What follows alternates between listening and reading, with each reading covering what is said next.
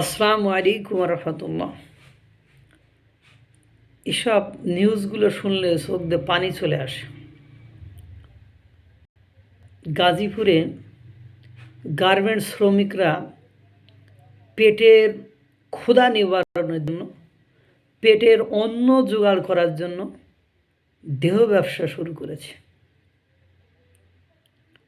আপনারা ইতিমধ্যে জানেন যে বাংলাদেশে ৩০০-রও বেশি গার্মেন্টস ফ্যাক্টরি বন্ধ হয়ে গেছে। প্রায় ৫০ লক্ষের উপরে নারী পুরুষ যারা গার্মেন্টস কোম্পানিতে, গার্মেন্টস ফ্যাক্টরিগুলোতে কাজ করত, সেই শ্রমিকগুলো এখন বেকার। পুরুষরা পেট চালাতে এক স্থান থেকে অন্যত্র চলে গিয়েছে। এবং আপনারা অনেকে জানেন, অবশ্য এ বিষয়ে অবগত আছেন, গার্মেন্টস শ্রমিকদের বেতন খুব নগণ্য এবং এখানে যারা কাজ করে তারা আপনার অনেক ডিভোর্সপ্রাপ্ত, অনেক দরিদ্র পরিবারের তারা ওখানে যেয়ে কাজ করে। সেই গার্মেন্টস শ্রমিকগুলো ওই যে মজুরি পাইতো সেই মজুরি দিয়ে তাদের সংসার চলত। কিন্তু এই বিগত ৫ মাসে ৩০০-রও অধিক গার্মেন্টস ফ্যাক্টরি বন্ধ হয়ে যাওয়ার কারণে সেই মেয়েগুলো, সেই মহিলাগুলো পেটের অন্ন জোগাড় করতে, নিজেদের খাবার জোগাড় করতে তাদের দেহ বিক্রি করা শুরু করেছে। তাছাড়া তাদের কোনো বিকল্প পথ নেই। এই যে দীপ্তি মেয়েটা, ওর একটা সাক্ষাৎকারে বাংলাদেশের একজন গার্মেন্টস ব্যবসায়ী তিনি বলছেন, আক্ষেপের সাথে বলছেন, ওর সামনে আমি দেখলাম শাকসবজির দামের চেয়ে মেয়ের শরীরের দাম কম গাজীপুর অঞ্চলে।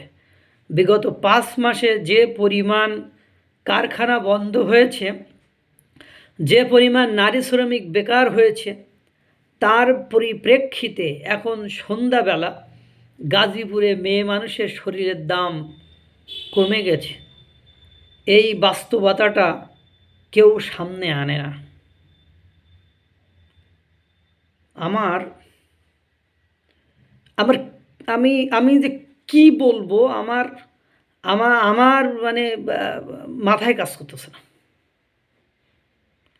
এনারা আছেন সংস্কার নিয়ে, এনারা কি সংস্কার করতেছেন? এরা আছেন সংস্কারকে রাষ্ট্রের নাম চেঞ্জ করতে হবে, গণপ্রজাতন্ত্রী বাংলাদেশের জায়গায় জনগণতন্ত্রী। কেন নাম পাল্টাইলে কি ১৪ গোষ্ঠী উদ্ধার হয়ে যাবে? নাম পাল্টাইলে কি পতিতাবৃত্তি, এই যে মানুষগুলো নিঃস্ব, অসহায়, দরিদ্র, ভুভুক্ষ, না খেয়ে মানে দেহ ব্যবসা শুরু করেছে, এদের কি দেহ ব্যবসা বন্ধ হয়ে যাবে? এরা আছে ৫০৫ আসনের মানে সংসদীয় গণতন্ত্র হবে, এরা আছে রাজনৈতিক দল গঠন করবে, এরা আছে আদিবাসী নাম কেটে দিয়ে এবাল করবে, সেবাল করবে, এরা আছে এইসব ব্যস্ততা নিয়ে। লক্ষ লক্ষ মানুষ যেখানে তাদের মানবাধিকার থেকে বঞ্চিত হচ্ছে। আজকে বাজারে গেলে, ভ্যাট আর ট্যাক্স বাড়ানোর পরে বাজারে গেলে দরিদ্র মানুষগুলো যে বাজার করে খাবে সেই সুযোগ সুবিধা থেকে বঞ্চিত হচ্ছে। আরও যে ভ্যাট ট্যাক্স বাড়ানোর পরে যে কলটা পাতানো হয়েছে, তাতে করে এই বাংলাদেশের মানুষ আরও দরিদ্র হবে।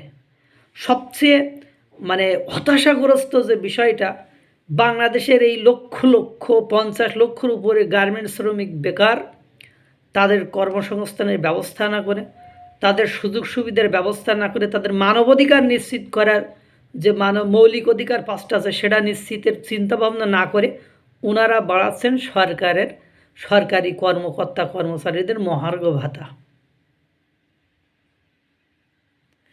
অন্যদিকে যে কারোর ভাতার থাকছে না, সন্ধ্যার পরে দেহ ব্যবসায় লেগে যাচ্ছে, জীবনের নিরাপত্তাহীনতায় ভুগছে, চিকিৎসা করতে পারতেছে না, ইনারা আছেন সংস্কার নিয়ে।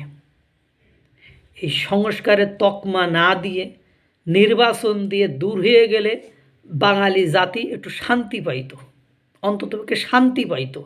কারণ এইরকম অপ্রীতিকর, এরকম নগণ্য সংবাদগুলো বাংলাদেশের মানুষেরা শুনতে হতো না, যে সবজির দামের চেয়ে দেহের দাম কম। আমি যদি নিজে না বাঁচি, আমার যদি মানে জীবন নাশ হয়ে যায়, আমি যদি বেঁচে না থাকি, আমি তোমার মানে প্রশংসা করার জন্য তো আমাকে পাবা না। তোমরা যারা এই সংস্কার, যারা এই তকমা দিচ্ছ, যারা রাজনীতি করতেছ, তারা কখনো এদের কথা ভেবেছো? এদের কথা একবারও তো এই 5.5 মাসে একবারও তো এ কথা বলো নাই। তোমরা আছো দেশের সংস্কার করতে, প্রস্তাবনা করতে, সংবিধান পরিবর্তন করতে, দল নিষিদ্ধ করতে, এইসব নিয়েই ব্যস্ত আছো। কিন্তু এইসব মানুষগুলোর এই যে নীতি নৈতিকতার মানে নৈতিকতার অধঃপতন, এই যে ধ্বংসযজ্ঞ চলছে, এই যে একটা খারাপ পরিস্থিতির সৃষ্টি হয়েছে, চুরি ডাকাতি ছিনতাই রাজনীতি করবে না তো কী করবে? যে দেহ বিক্রি করতে পারছে না, সে কী করবে? সে 3 বেলা খাবার নেবে গিয়ে সে মারা যাবে? সে তো চুরি করবে। এটাই তো বাস্তবতা। এই পরিবেশ পরিস্থিতি আমার আর ভালো লাগছে না। আল্লাহ, তুমি এই অরাজকতা থেকে আমাদেরকে মুক্তি দান করো। আল্লাহ তাআলা সকলকে ভালো রাখুক, সুস্থ রাখুক। আসসালামু আলাইকুম ওয়া রাহমাতুল্লাহ।